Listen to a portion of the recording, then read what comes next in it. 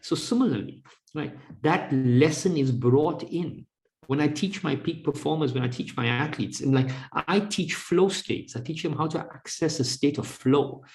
One of the prerequisites of accessing a state of flow is having a...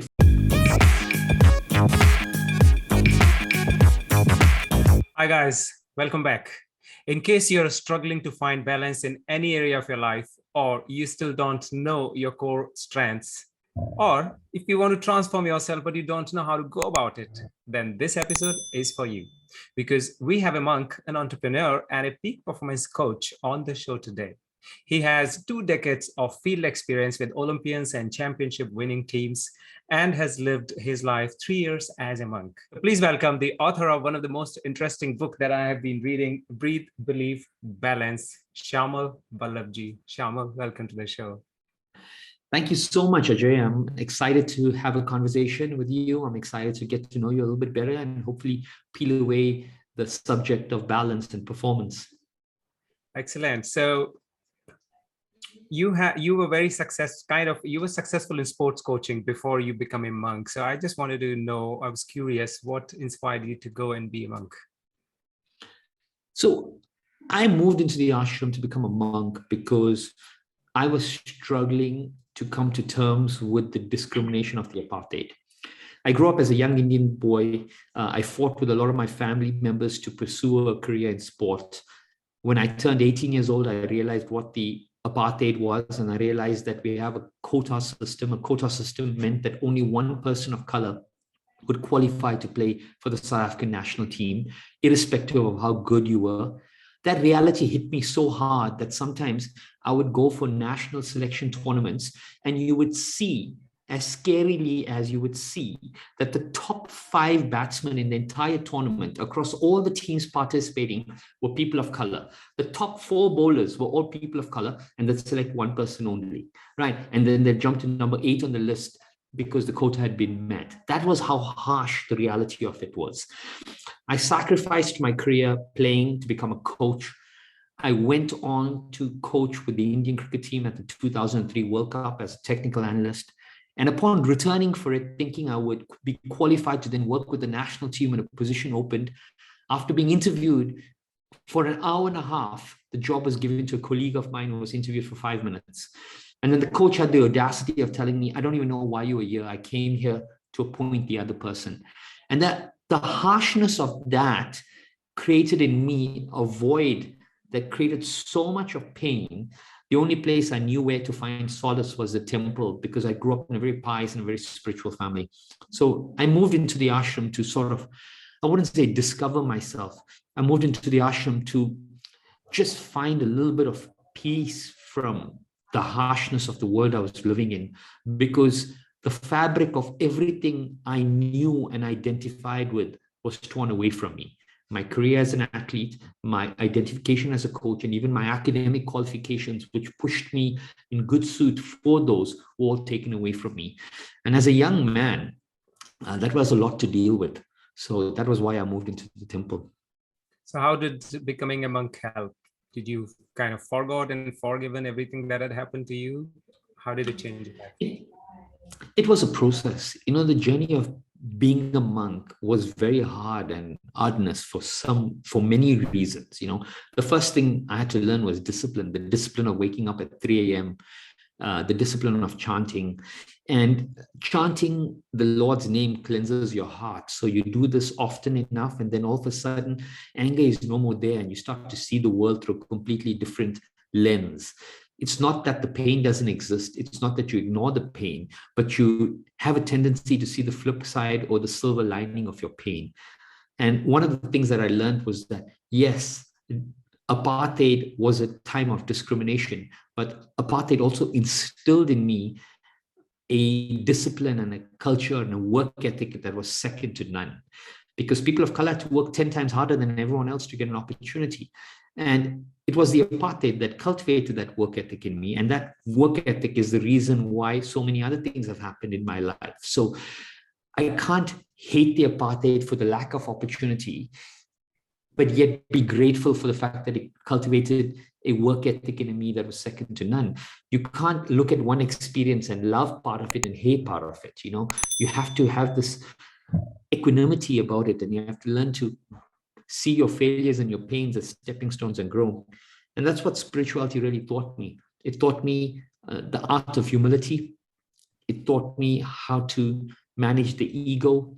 It taught me the importance of taking the association of enlightened people, either spiritually or academically, the importance of mentors, the importance of routine and process, having processes and routines. It taught me the path to surrender. And those are things schools don't teach, universities don't teach, but those are the essential elements to live a life of bliss. And then why did you come out of being a monk? And I know that you have a very successful career now. You're coaching a lot of different athletes. So what was the reason of that move? The journey in the temple was almost 3.5 years, if you count all the time. And towards the end of 3.5 years, I enjoyed that journey fully, but I wanted to leave a mark in the world. I wanted to contribute something a little bigger, a little deeper, because I came from a very unique position. I had an academic background in psychology. I had an academic background in physiology. And all of a sudden now, I had a deep understanding of spiritual Vedic science, which at that time, I'm talking early 2000s, most of the youth were not even talking about. Most of the elderly people were not even au fait with it.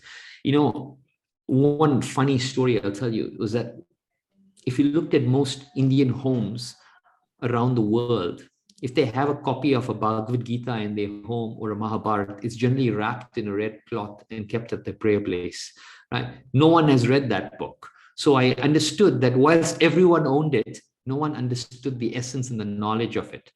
And it was at the temple that they told me, hey, we got to read this. We got to understand this. We got to pull it apart and understand the fabric and essence of it.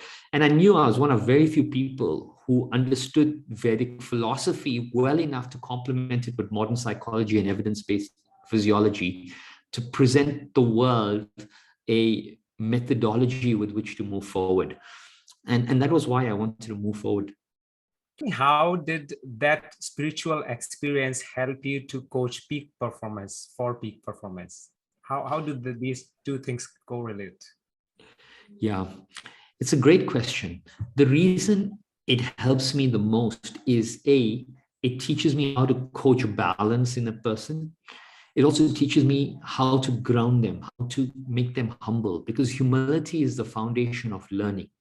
It teaches me how to fast track trust.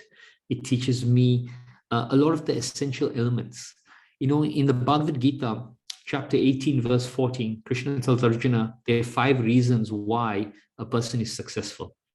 Five factors. The first factor is the right person for the job. Has to be in the second factor, has to be in the right place. So the right person in the wrong place won't bring success. The right person in the right place with the right instruments. Okay, so the right tools will bring success. The right person, the right place with the right tools, putting in the right amount of effort are the 4 things within a person's control that will result in success. And the 5th variable, Krishna tells Arjuna, is that of destiny or luck or fate, which is all of the energy that is beyond your understanding, beyond your vision, beyond your comprehension, that allows you to be in that right place, that allows people to come in and serve you and help you. It's all of these things. And Krishna tells Arjuna that ego is a person's inability to recognize all of the other elements at play. And humility is the ability to attribute your success to that 5th variable as well. Now, how has spirituality helped me in peak performance?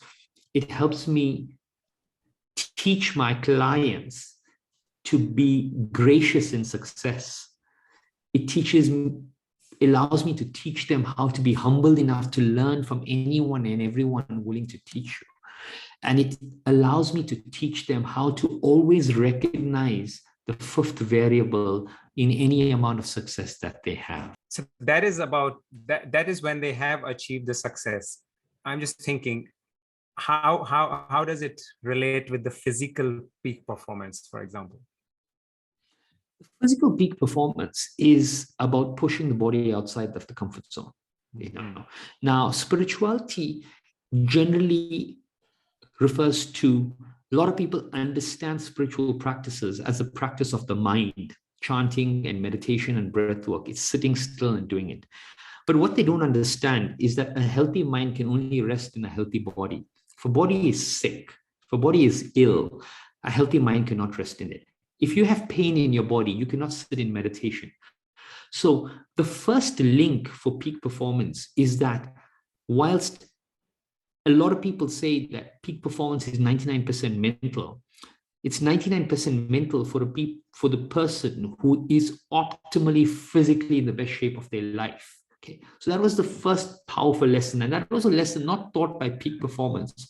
That was a lesson taught by Vedic scholars, by yogis who could meditate for hundreds and thousands of years. And the art and the practice of samadhi. Samadhi is when a person, when their soul leaves their body. Right? Why does the soul leave the body? The soul leaves the body because the body is no more a vehicle capable enough to house a strong mind and house a mind that's capable. So the mind now leaves, the soul now leaves to find a new body. Right? So similarly, right, that lesson is brought in. When I teach my peak performers, when I teach my athletes, and like I teach flow states, I teach them how to access a state of flow.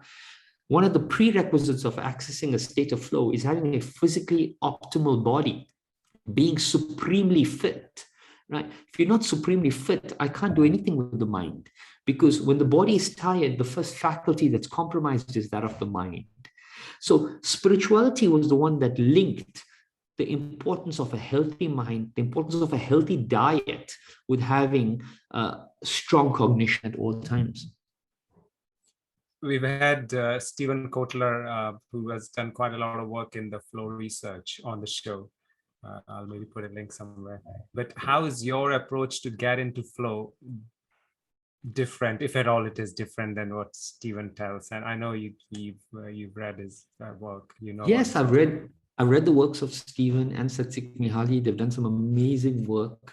When you look at Steven's work on flow and you look at Csikszentmihalyi's 8 characteristics that describe flow, they describe the state of being in flow. So they're saying, you're getting intrinsically rewarded. It's a sense of ease and effortlessness. One function or one sequence leads into the next, at all of that.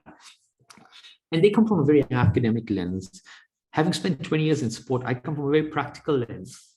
There are 3 factors that lead to flow. Okay. The first factor is a physically optimal body. Okay. A physically optimal body means that in competition, an athlete that is operating at the peak of their performance, right? They're comparatively equal to their competitors physically, but they have to operate sub-maximally, right? Sub-maximally means they're operating between 75 to 80% of their maximal potential.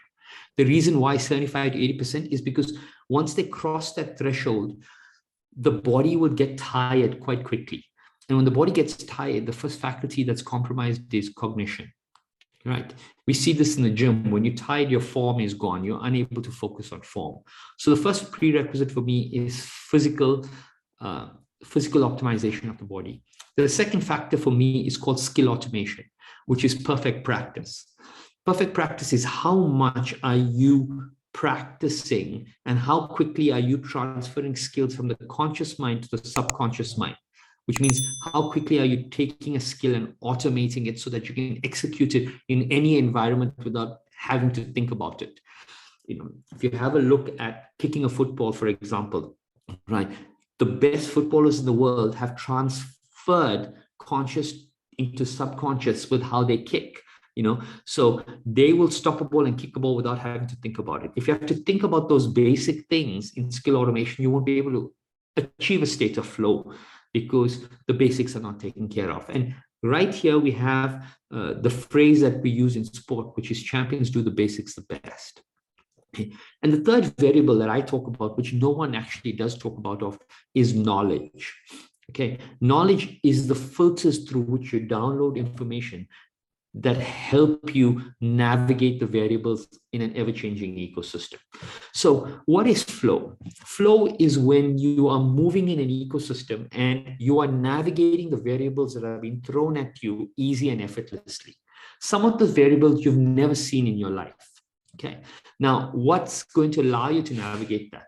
There are two things. One is the skills that you have. The second is the knowledge that you have. You put these two together, right? And you're able to then navigate variables as they come because you're relying on a skill set you have with knowledge. So knowledge is the one variable that no one really talks about. And when I coach flow states, I do it in a few ways. One is obviously you're pushing the body physically. I have a saying where we say, if you bleed in practice, you will sweat in competition. So that's an emphasis on practicing really, really hard. Skill automation, which is the 3,000 perfect repetitions to transfer a skill from the conscious to the subconscious mind.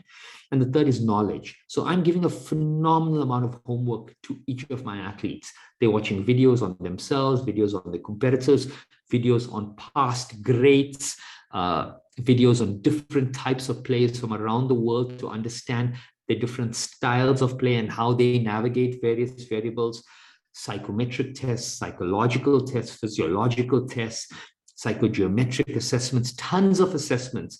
The knowledge component is generally underestimated, but for me, it's the most important thing because you need options available to you in a high pressure situation.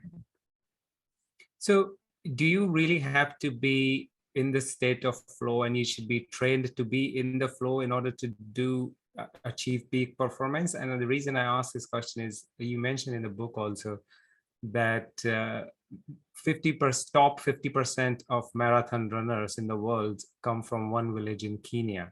And Correct. I was just thinking there is something more than just being in the state of flow or the coaching or the nutrition. What exactly is going on there?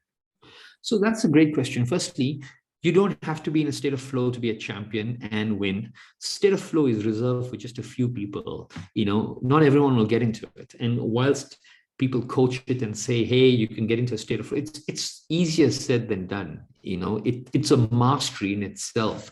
It's a dedication and a cultivation of your skill that is so fine that it's a level of mastery with the execution of a certain skill. Okay. So we keep these two aside, that you could be a number one athlete and you could win an Olympic gold and still never see a state of flow ever. Okay. Eton, Kenya is known as the home of the runner. 94 of the top 100 fastest times in the marathon event come from residents of Kenya, Eton. 44% of the world's best marathon runners at one time resided in that village, which has a population of no more than 20,000 people. Okay. To understand Eton, there is no tartan tracks, there's no high performance center, there's no 5-star hotel in there, there's no building taller than 3 stories high, there's no massive Tesco's, even there's just one road that runs through the village. There are no street lights on those roads. If you want to run, you have to run from 6 a.m. to 6 p.m. Otherwise, it's too dark. Everyone eats farm to table. No matter who you are, you have to farm, you have to grow your own food, you have to cook, you have to clean your own huts. No matter how rich you are, you live in a congregation, in a collective.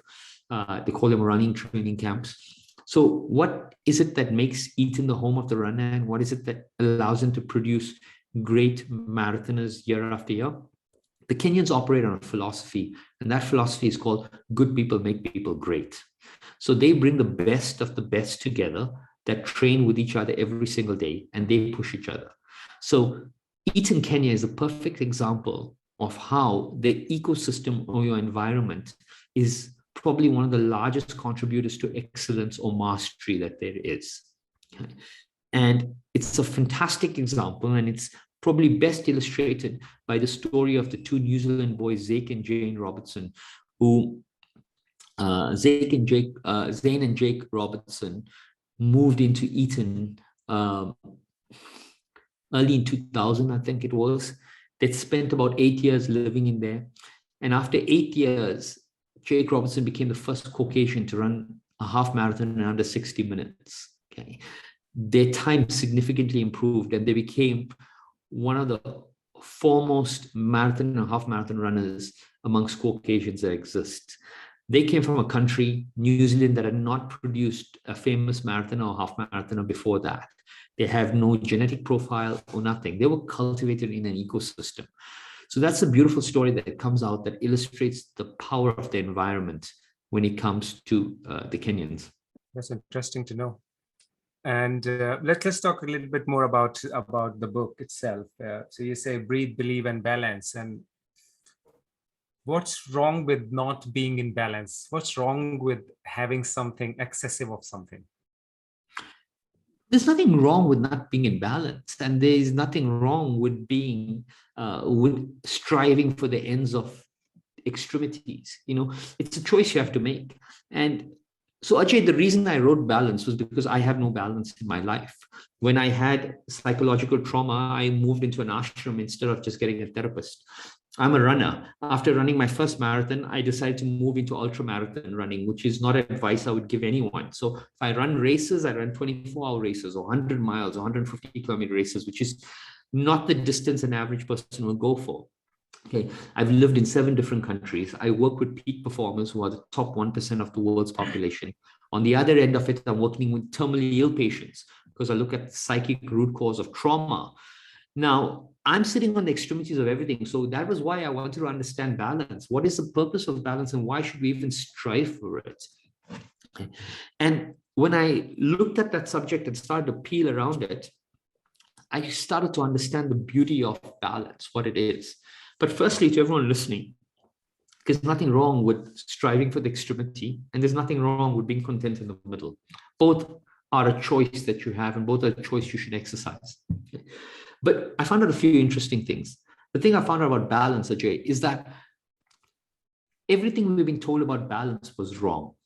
We've been told that balance is symmetrical. We associate symmetry with balance. That's not true. In nature, in cosmology, in astrology, the perfect balance is asymmetrical in every shape and form. Even in your own body, balance is asymmetrical. Okay. You've been told that balance is static. Every image, everything that you've been shown. What do you mean by that? What do you mean by balance is asymmetric?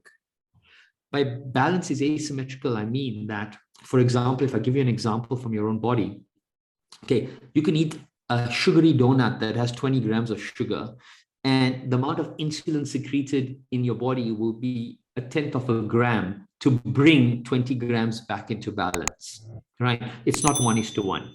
If you look at rabbits in a population and wolves, it will take a population of 100 wolves to keep a population of 10,000 rabbits in check. If you look at lions in the wildebeest, there'll be 2 packs of lions that are literally 5 or 6 each that would keep a population of 250 deer or springbuck in check, right? Now, that ecosystem is in balance, but it's not equal. Okay, so that's what I mean by it's asymmetrical. And when you look at the golden ratio, which is the best representation of balance in the universe, there's nothing about it is symmetrical. It's all asymmetrical. The second thing that we've been told is that it's static. Everyone seems to think, hey, I'm looking for work-life balance. I'm going to find work-life balance. Balance is absolutely dynamic. It changes in 1 second, and balance, the art of balance, is the ability to navigate the variables that move it in and out of that equilibrium. That's the secret, right? But firstly, appreciating and understanding that it's an equilibrium. It will tilt in various shapes and forms. And in the book, I speak of 4 pillars. I speak of body, mind, relationships, and environments.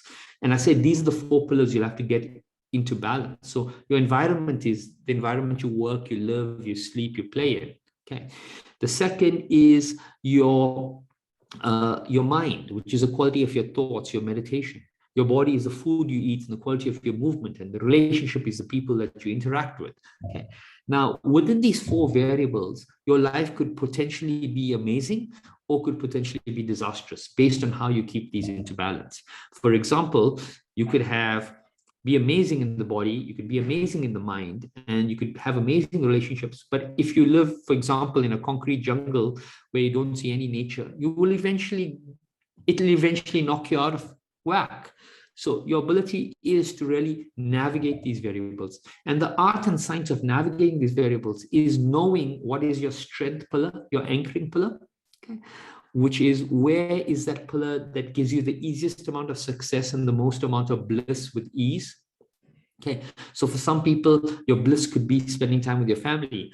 For my professional athletes, my bliss could be going out for a run or playing a round of golf. For a meditator like me, the bliss could be just sitting down and doing an hour of breath work. So where's your bliss? Sometimes it could be your environment. You could just have this beautiful room in your home where you just go in there and you forget everything. Your environment becomes your anchoring pillar. Knowing that is critically important, because the other three pillars is where you grow. You push yourself out of your comfort zone there. And when you push yourself out of your comfort zone, you're going to have fear, you're going to have uncertainty, you're going to have insecurity, you're going to have anxiety and panic and all of these feelings. And sometimes those feelings are going to become a bit too much for you.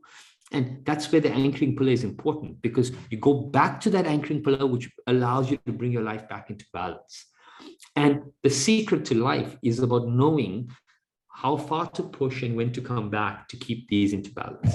And the secret to all of that is you knowing yourself, is the who am I, independent of everything, the fulcrum, as we call it. That's very, very well explained. And I can correlate to that with I think with my life, and I can see that a lot of people do achieve quite a lot, and then they just retreat to go and find that what you call is the anchor point, right? Anchor point, correct. Yeah, that's quite a cool concept. So sometime you may not have access to that anchor point, and then you have to do something yourself to increase your energies, your vibrations, to get ready for the next step. So how can you do that? Is there a method to transform your energies and get back in the true yourself? Yeah, Ajay, these are great questions, my friend. There are two things that I would tell everyone listening here. In the current ecosystem that we are with, whatever we're dealing with, the two greatest gifts you can give yourself is a spiritual practice. And a spiritual practice doesn't necessarily have to be meditation or chanting. It could even be something like a musical instrument, or it could be listening to music, or it could be spending time in nature. I even call giving yourself 30 minutes in nature is as good a spiritual practice as spending 30 minutes meditating or chanting, right? So the greatest gift is 30 minutes a day to find a practice that you commit to every single day. That's the first thing you need, because that's the stability of your own mind and helping you create space and hold space for yourself. And equally important in this current ecosystem, and I cannot stress this more, is the quality of the people you spend time with. You are a direct byproduct of the people you spend time with, right? And right now, more than anything else, you have to cultivate the ability to set strong boundaries, right? You have to carve away the toxicity. You have to spend time with people who motivate you, people who inspire you, people who challenge you in a positive way, people who encourage you, and people who are going to help keep your mental health in check, okay? Because these two are fundamentally important right now, and you will need both. I would love to tell you that, hey, just your time by yourself is going to do it, but it's not.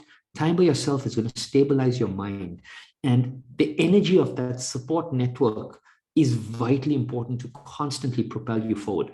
And given everything that we've gone through for the last 15 or 18 months, right, it is vitally important that both of these elements are in play right now. Otherwise, you're just going to feel lost. Everyone is. Yeah. And in addition to that, I've just recalled, I read it this morning in your book. You also had some sort of acronym to elevate your vibrations. I think it was SAFE, safe. Safe method. Yeah. Yes, being your self-awareness and acknowledge what is going on. Forgive, and then I think what was the last one? Energize and elevate. Yes. So, I mean, we'll just spend a minute talking about that, which is so fundamentally important. I tell people a few things, and this is a great point here. SAFE method, for everyone listening, stands for S is to self-examine. So self-examine means drawing your awareness to the problem in your life, and that's a byproduct of stillness. So that meditation practice. without carving that time, that 30 minutes a day, you'll never be able to put a magnifying glass on your problem. The second is acceptance. When you accept your current state, you can move beyond your current state. Without accepting it, you're stuck back. Forgiveness, F, is a representation of a transition of energy. You're moving it from a negative to an acceptance to a forgiveness. You're shifting it to positivity. Okay. And E is to energize and elevate. Energize and elevate is to shift the entire vibrational state to one of a higher vibrational state. Okay. And that's so vitally important. And the reason why I think that's important, I want to put a pin in one thing right now. For everyone who meditates, they think meditation is a solution to your problems. Meditation is not the solution to your problems. Meditation is the magnifying glass that puts a spotlight on the problem that needs to be addressed. Please understand this. A lot of people get scared. They meditate and, oh my God, I get fear, I get panic. Oh, these thoughts come into my mind. Yes, they will, because meditation is showing you where you need to put your attention. Right. But then you have to go back and find other practices that help you heal and move away from that and move beyond that in some shape and form. So meditation is the starting point of anything. Right? And when you start there, you need to integrate other practices that raise your vibrational energy and teach you to move beyond that. In the self-awareness part, I was just thinking, even if you are aware of what is going on, and you at times it is possible that awareness is just part of your belief system. So something that needs to be changed, but you can't be aware of it because that's your belief. Does that make sense? No, it makes absolute sense. A lot of times we're a byproduct of our belief systems. And the scary thing is half of those belief systems don't even belong to us. Half of those belief systems have come in from our environment, from our childhood, from our parenting, from whatever it is. Those are belief systems that do not belong to us. And the scary thing is if you're not self-aware and you don't put a magnifying glass on those will become the lenses through which you see the world. They will dictate how you operate in the world. I mean, one very simple example we can give the audience right now is I asked people, I said, okay, there are two types of people in the world. Name them. So if I ask you this question, right, there are two types of people in the world, name them. So how would you classify the two types of people in the world? I would say people who think about others and people who are self-centered. Amazing. So that's it. So that becomes the first lens with which you filter the world. Okay. Now I can psychoanalyze this and peel away the layers of it, but I would say that, listen, Ajay has had a few experiences in life, okay, where people have been so self-centered that you have been on the receiving end of that, okay? And what has those experiences taught you? That I do not want to be that person. So I don't want to be a person who only thinks about myself, right? There are people in this world, but I want to rise. I want to transcend that situation and I want to be someone who thinks about others. So now it's a past experience that has put in place the first lens through which you see the world. So your first judgment of a person is how giving are they or how taking are they from you? Now, now the question is, am I happy with that or not happy with that?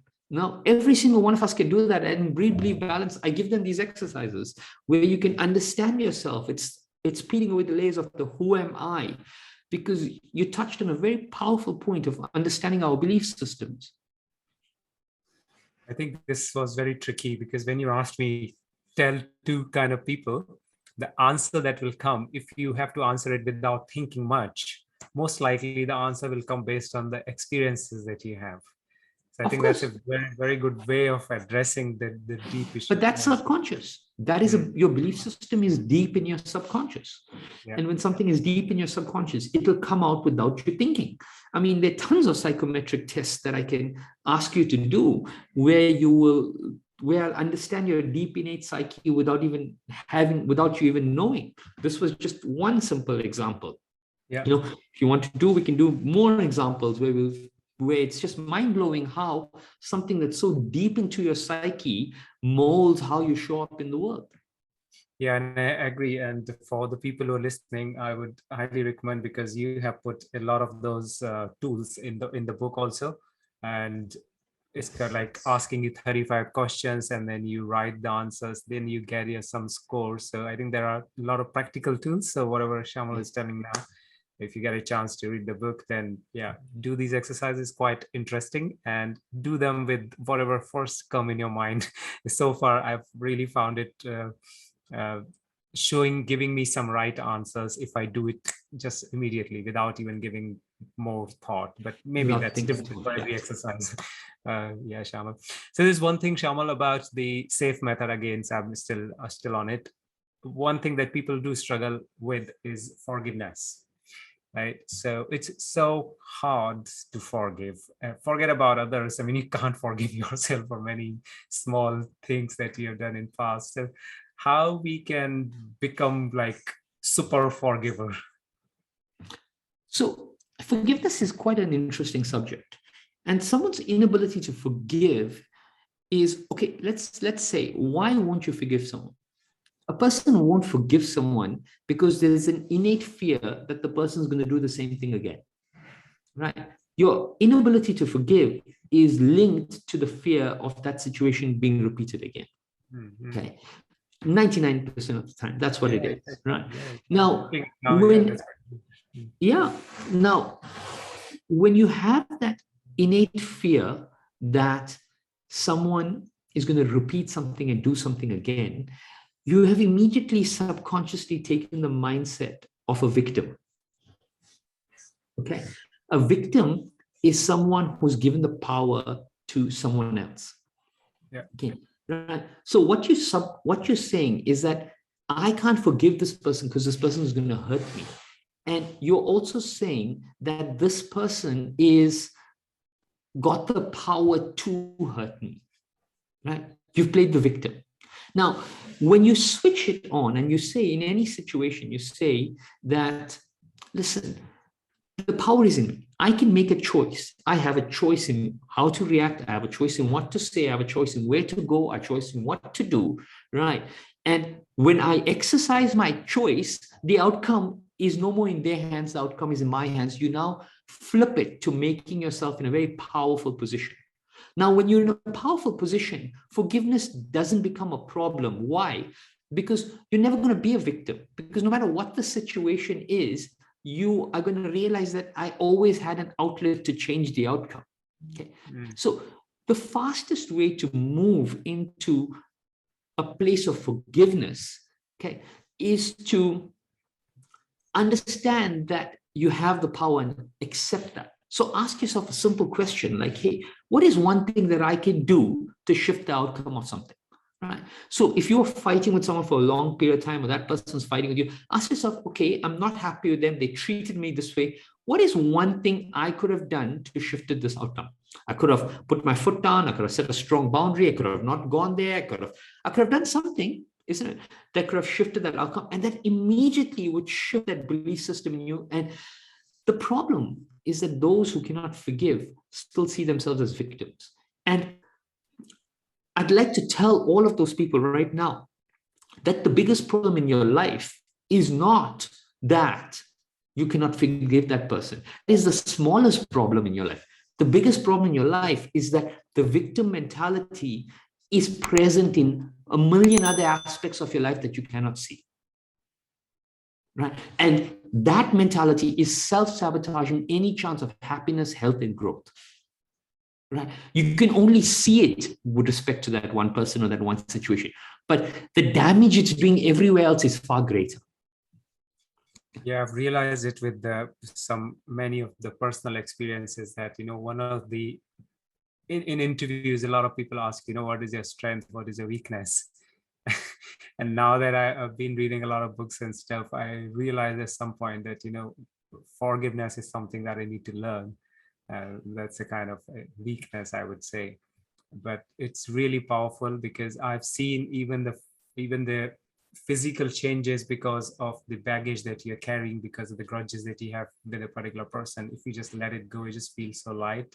Yeah. And a lot of books have been written on it, that all of these things, the grudges, for example, manifest in your body in form of some sort of disease, isn't it?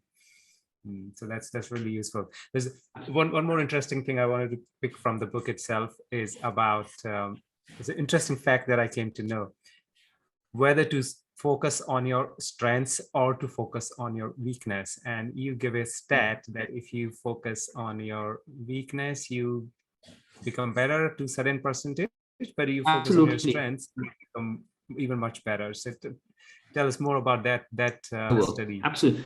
When we talk about strengths and we talk about weaknesses, I'm a big believer that no matter how much you work on a weakness, it'll never become as good as an innate strength.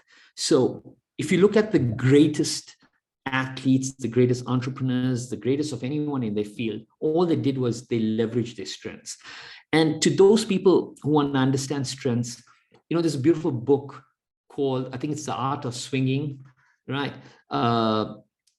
Ted Williams. And it's a book that Warren Buffett constantly refers to. And what it does was, Ted Williams was a baseballer who broke up the batting pit into 1-inch squares. And he calculated an algorithm that all I have to do is wait for the ball to be in a particular square, because that gave me the highest probability of hitting a home run. And you get batters who will swing at any ball, and you get batters who wait for it in the right position, right? And when you wait for it in the right position, your probability of hitting a home run is great, okay? Now that's playing to your strength. Now I work with professional athletes, and every single professional athlete will have about 2 or 3 great strengths. And the ones who become great and establish legacies are the ones who wait and play for their strengths. The ones who you don't know about, who never go on to make it or be great, are the ones who are chasing everything outside the strength that they never actually get an opportunity to play to their strengths. So my biggest advice to everyone is, if I look at the 2 factors that are incrementally valuable in terms of becoming great or becoming a peak performer in your life, is bounce back ability. And bounce back ability is how much are you failing and how quickly are you failing. So I measure that. How many no's are you getting in a day-to-day basis? How much are you failing? And the second is your coachability quotient. Okay. The coachability quotient is your ability to change a strength and make it even better. Okay. So the coachability and bounce back ability are the 2 factors that you need to measure on a day-to-day basis. Okay. Now, coachability is attributable directly to your strength, and we call it the sigmoid curve in sport. So identify your strengths. You can do tons of strengths assessments. You got Marcus Buckingham and Donald Clifton Strength Finder. You got the standout test by Marcus Buckingham. You have a free assessment called the Hi-Fi test as well. You can do these, you'll find out your strengths. Coachability is the ability to look at multiple people and skills and tools that enhance the shelf life or the half-life of a strength. Every skill has a half-life. It can only give you that much success. And until you don't adapt it, you cannot increase that half-life. So coachability is the ability to increase the half-life of a strength by making a change to it. Bounce back ability is the consistency with which you try and you fail. It's how much rejection are you collecting? How many no's are you collecting? Right? That's the secret. And these are the 2 things. So if you couple these 2, you've got a recipe for success. Yeah, I can recall, I think the coachability, I remember it from other word called suggestibility. And I think that was a concept in one of the book I read. I think it was Think and Grow Rich, if I'm not wrong. Suggestibility, yeah. Suggestibility. And what they say is that the more suggestible you are, the more receptive you become to the new changes, positive changes that are coming into your life. This is true. Napoleon Hill's, it's a brilliant book in any case. So I agree. That's what it is. It's suggestible. How open are you to being suggested on improvement? Yeah. And that one example when you were talking about strengths and focus on strengths, I remember when I was a kid, and if I've got my mark sheet and I've scored very well in mathematics, but very poorly in, let's say, English, then everybody will say you need to work on English. Nobody will ever tell you need to, become even better in what you are already good at. Yeah. And the problem is when you work on your weaknesses, you become average at everything. That's the problem, you know. And I mean, that's the fundamental thing, isn't it? You know, in school, you never thought to identify what your strength is, and you never allowed or thought how to choose something to supplement your strengths. You know, that's the biggest problem. Yeah, and talking about schools, there's one question that I ask all my guests, which is, what according to you are the top three skills for success, skills or behavior for success, but schools are not teaching it, and it globally, I would say, schools not teaching it. All schools, yeah. The I mean, the first skill is humility, right? We're not even taught what humility is. We're not taught how to cultivate it, right? And it's not brought into the fabric. Though certain schools, I do see it in. I see it a lot. I see humility coming in strongly in the Japanese schooling system. Okay, you know, cleanliness and humility are brought in very, very closely in Japanese schooling systems. Okay, and we see it in the Indian Gurukul system. I don't see humility being taught in too many other systems. So humility is the first skill. The second skill is coachability, right? The willingness to be able to listen and improve on a current skill, or the art and science of improving what you're already good at. Right? That's the second skill. And the third one is team dynamics. How to be a good team player. You know, I think that's not even taught anyway. If you're not lucky enough to play a team sport in school, you could go through your entire 12 years of education and not understand how to work with someone else, how to collaborate, or how to be a team player. That is the scariest thing on the planet. Yeah, and when I ask this question, a lot of, I would say, I've asked this question to around 50 people now on the show, and the answers, they are not very different. It's just they are synonym to each other somehow. So I'm gonna publish a list of all that I've received, because humility, as you said, has been spoken by many of my guests, and they say that this is something that, you know, should be taught to kids, and collaboration as well. That's great. Okay, Shayamal, you have become a monk and you came out as a different person. I also see online, Shetty went and became a monk and came out as a different person. We also have somebody called Dandapani, went, became a monk, came out as a different person. So definitely you learned something with that experience. So how can you summarize, or, you know, the people who cannot afford to go and become monks, how can you teach them your lessons or some message, then, you know, what you can learn just by yourself? You don't have to be a monk to do that. Anything that you can give us in like 3-4 minutes? Yeah, I mean, firstly, it's a great question. The secret of monk 101 in 3 minutes is very simple. You have to take time out for yourself, okay, every single day. Right? Learn how to be with yourself, be with your own energy, you know, be comfortable in your own space, because when you're comfortable in your own space, you're able to peel away the layers, introspect, retrospect on the aspects of your life, and draw clarity with it. Okay, so the first thing you need to do is that. And I remember when I was living in the temple, they encouraged us to eat one meal alone a day, but they didn't tell you which meal, and it wasn't fixed. So you had to go and tell people, okay, I'm eating this meal alone. So it taught you two things. One was to get comfortable in solitude, but the second thing was it taught you communication, that you had to communicate to everyone who wanted to see you that this is the time that I want for myself. So it taught you how to set boundaries. Okay, so that was the first thing, is find time by yourself. Okay, you know, the second thing that spirituality taught me, and probably very powerful thing, is the importance of good association. Okay, from the day you walk into a temple, the very second you walk in, you're pointed towards people who could teach you, people who are elderly, people who are more learned, you know, and you're encouraged. You're constantly encouraged to learn from others and stuff. So the association of the people you take is fundamentally going to be the bedrock upon which you move or how you grow in any shape and form. So the association of great people is phenomenal. And the third thing is the power of routine. Okay, monks have routine. They sleep at the same time, they wake up at the same time. Okay, they eat at the same time, they chant at the same time, they do their gardening at the same time, they do their preaching at the same time, they do their reading at the same time, they do their service and the surrender at the same time. Even the ladies in the temple that are making garlands would make garlands at exactly the same time. Even within the process of making garlands, there's a process to how they sit down and do it. Now, why am I saying this? I'm saying this because I'm a peak performance coach. Okay. And I can only optimize the performance of something if it's a routine. If there's no routine, I cannot optimize the performance in it. Right? Your brain doesn't even know how to optimize something that's not a routine. So people who meditate in the morning, then the evening, then they wake up, it's like sleep. Sleep's the best example for you, isn't it? If you sleep at 9 o'clock, 10 o'clock, 2 o'clock, 3 o'clock, 5 o'clock, you are probably the least productive person on the planet. Why?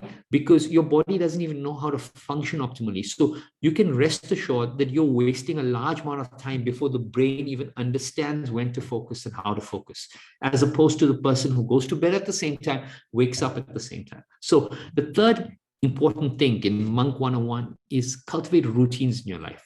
Create routines for every single thing, because when you have a routine, you'll know whether the routine is working for you, and then you'll understand how to optimize it by bringing in all of these tools.